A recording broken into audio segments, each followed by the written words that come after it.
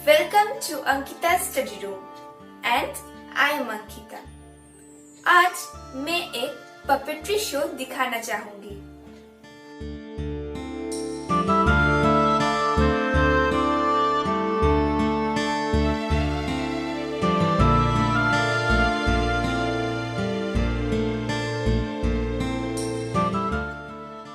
राजा पुरु का दरबार लगा है।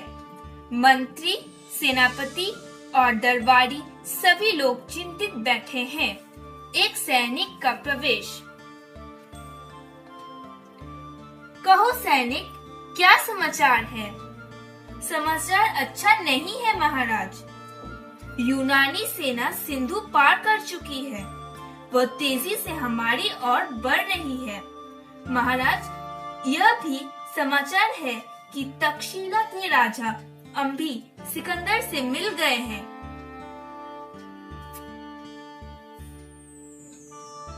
हम जानते थे कि अम्भी ऐसा ही करेगा। वो देशद्रोही है। अब हमें सिकंदर के साथ उसे भी सबक सिखाना पड़ेगा। सेनापति, युद्ध की तैयारी करो। महामंत्री, आसपास के और मित्र राज्यों को युद्ध का निमंत्रण पत्र भेजो। जो आज्ञा महाराज। एक बात और, उनसे कहना कि अब आपस में लड़ने का समय नहीं है। वे पिछले बातें भूल जाएं। सिकंदर कई देशों को जीत चुका है। हमें मिलकर उसे हराना होगा। भले ही वो पूरी दुनिया को जीत ले, जब तक हम हैं, भारत को नहीं जीत सकता। एक सेवक का प्रवेश। महाराज की जय हो। सिकंदर का दूत आया है। उसे अंदर ले आओ। दूत का प्रवेश। वह झुककर राजा पुरु को सलाम करता है। कहो दूत, हमारे लिए तुम्हारे सम्राट ने क्या संदेश भेजा है? महाराज, सम्राट ने कहा है कि वे दुनिया जीतने के लिए यूनान से निकले हैं। वे निर्दोष जनता का खून नहीं बहाना चाहते। उनकी इच्छा है कि आप भी अम्भी की तरह उनसे सुलह कर ले। इस तरह लड़ाई भी नहीं होगी और आपकी गद्दी भी बच जाएगी।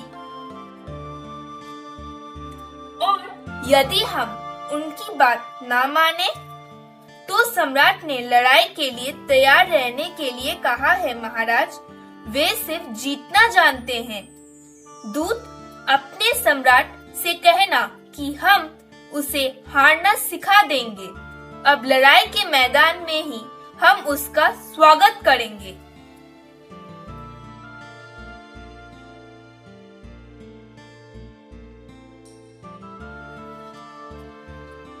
सिकंदर बैठा हुआ है। पास में ही अम्भी और सेलुकस भी बैठे हैं। दूत का प्रवेश।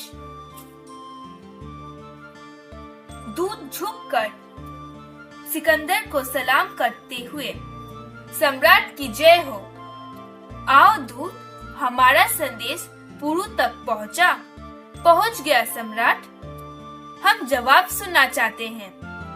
सम्राट, पुरु लड़ाई के मैदान में हमारा स्वागत करेंगे। क्या वे नहीं जानते कि हमारी सेना कितनी बड़ी है? सब कुछ कहा सम्राट, फिर भी पुरु लड़ने के लिए तैयार है। सेलुकस, सिपाहियों को कूच की आदेश दो। पुरु को सबक सिखाना होगा। जो आज्ञा सम्राट।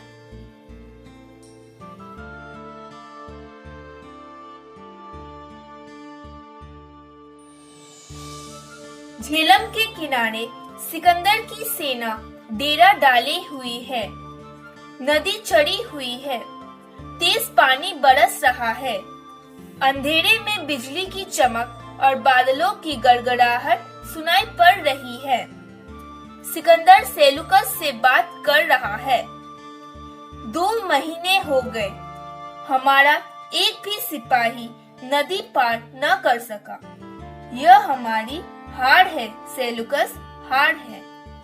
सम्राट, बरसात के दिन है, झेलम चढ़ी हुई है। हमारे सैनिक घबराए हुए हैं। पुरु के पास हाथियों की बड़ी फौज है। हमारे सैनिक हाथियों का मुकाबला करने से डर रहे हैं। सिकंदर के जीते जी उसके जवानों में कैसा डर। डरने से अच्छा है कि हम सब झेलम में डूब मरे। एक सिपाही का प्रवेश। महाराज की जय हो। राजा अम्भी आपसे मिलना चाहते हैं। उन्हें आदर के साथ ले आओ। प्रणाम सम्राट। आइए राजा अम्भी, हम आपका ही इंतजार कर रहे थे।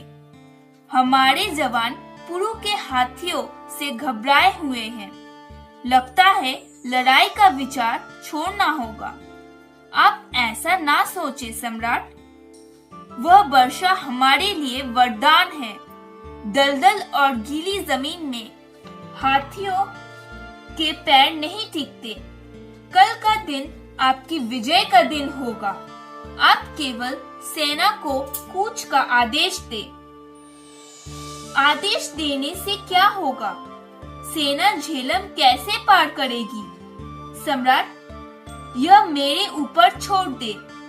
यहाँ से थोड़ी दूर पर नदी के बीच में एक टापू है। वहाँ नदी कम गहरी है। सेना वहीं से पार हो जाएगी। सेलुकस, सेना को कूच का आदेश दो। मेरा घोड़ा ले आओ।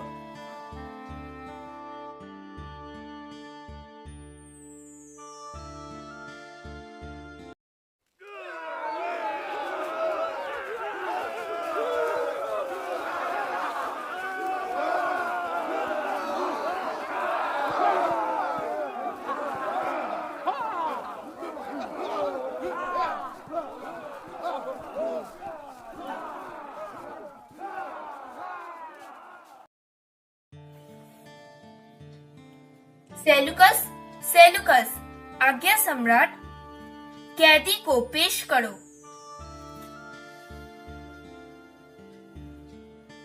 सेलुकस जाता है और बंदी पुरु को लेकर आता है। आइए राजा पुरु, अब तो आपने सिकंदर की वीरता देख ली। वीरता वीरता नहीं, धोखा जरूर देखा।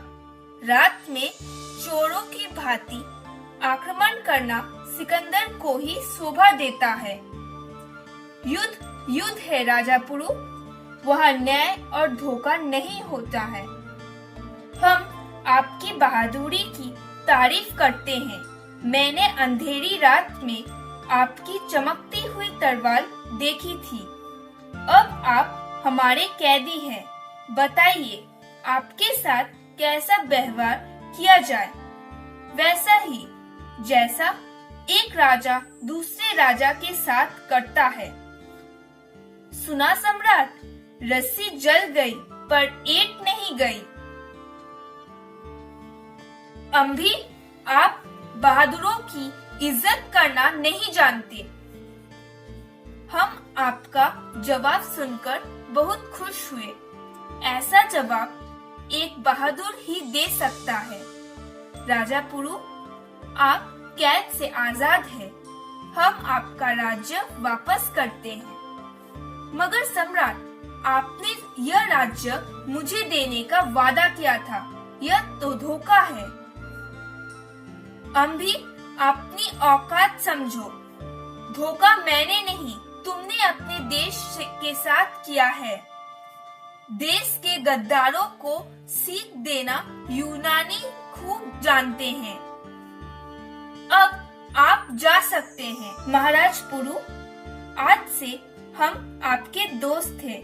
मैं वचन देता हूँ कि यह दोस्ती जीते जी कायम रहेगी।